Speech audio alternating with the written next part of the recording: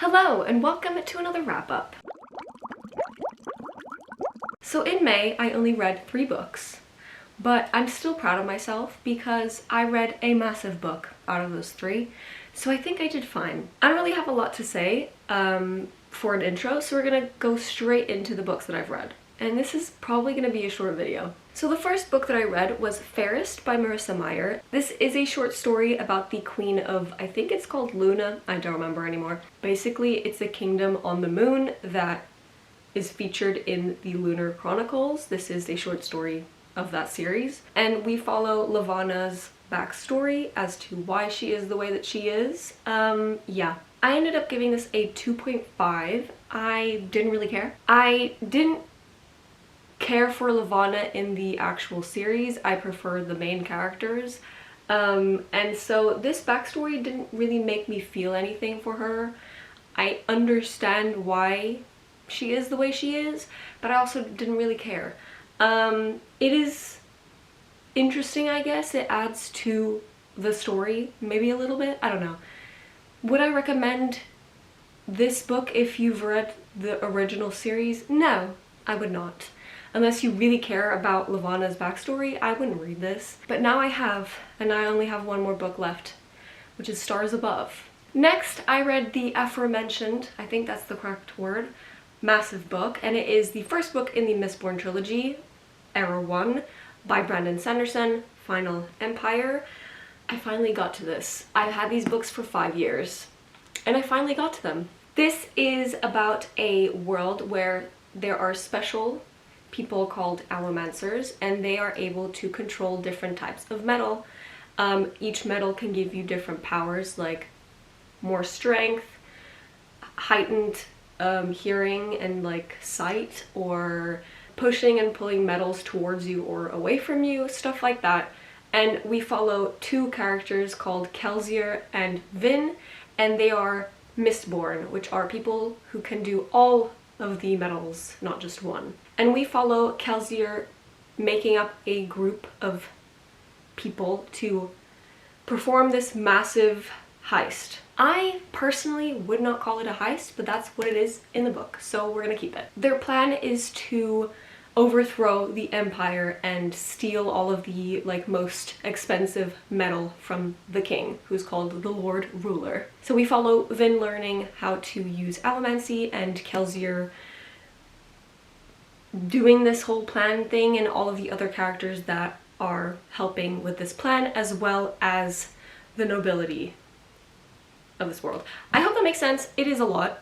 I don't know how to explain it because it is a lot. It is about a heist. Yeah. I'd say it's more of a coup, I hope that's the way you say it, than a heist, but whatever. Semantics, I guess. I actually started reading this physically, but I'm not gonna lie, I got a bit bored and it is a lot of words.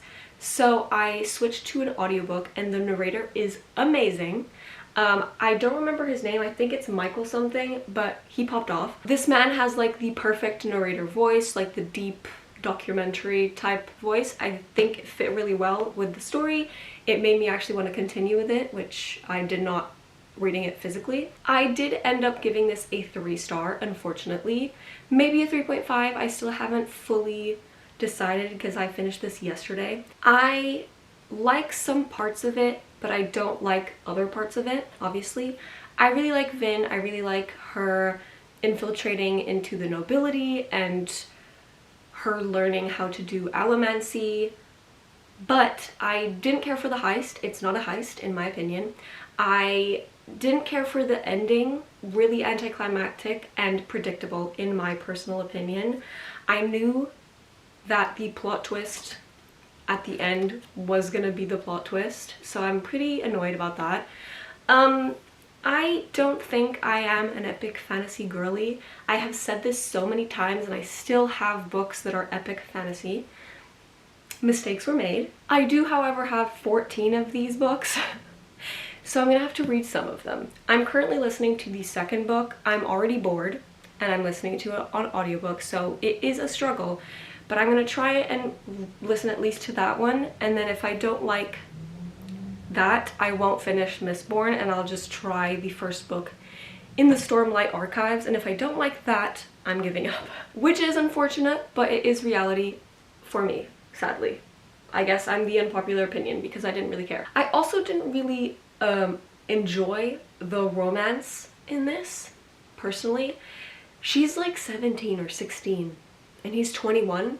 Immediate no. And the last book that I read in May is a really hyped TikTok book that in my personal opinion, I don't get the hype, but we will get to that. And it is Icebreakers by Hannah Grace. This is a romance between a hockey player and a figure skater, ice skater, whatever. We follow Anastasia, who is the figure skater.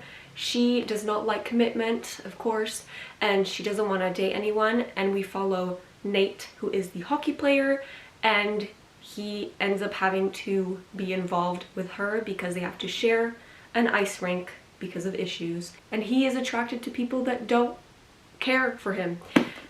Yeah, so because Anastasia does not want to be in a relationship, he is really interested in her. And that is the story of this book. I gave this a 3, and it is a generous 3. Was it entertaining? Yes. Is it straight up just smut? Yeah. Is there a plot? No, there isn't. There's not a single ounce of plot in this.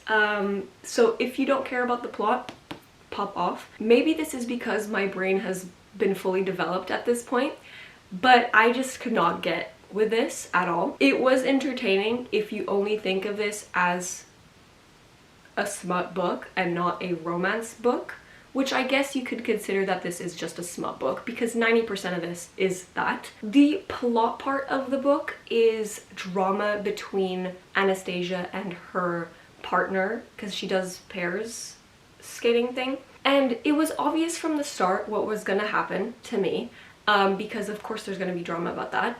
And I didn't care for it. I didn't give a shit. The ending was obvious. She kept saying that she's not naive. She's been through a lot of therapy, so she knows what's going on.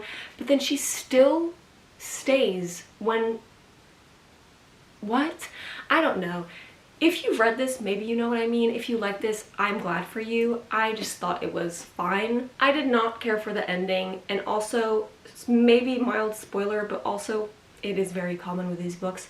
She does get pregnant at the end, and she's 23, which gave me a massive like ick. Maybe that's just because I don't really care for children, but like her having a child at 23 was just no. I could have like not had that, maybe. I don't think this deserves the hype. There's so many books that are better, that are kind of similar, that are smut books, but they actually have decent plot within them, and this was just not it. And if you just want a book that is smut, I wouldn't recommend this either, because I don't know, there's some pretty annoying parts of it. I don't know. I just don't think this was good. I'm probably gonna forget half of this tomorrow, if I'm honest, so I don't know. I don't recommend this. I've said I don't know like 400 times, but I just don't know. But those were the 3 books that I read in May. I'm proud of myself for actually getting to Mistborn, even though I did not love it. Was it a good reading month? No. They were all pretty mediocre. Yeah, I don't personally recommend any of these. If you enjoyed these 2, I'm really happy for you, honestly, genuinely. I wish I could be like you and like them, but I just don't. Hopefully I like other books by Brandon Sanderson, or I will probably have a mental breakdown because I have 14 of them over there in that corner. I don't know if you can see them. So it's a lot. We'll see by the end of the year what happens to them. Hopefully I like one. But that is everything for today, and I'll see you in my next work video. Bye!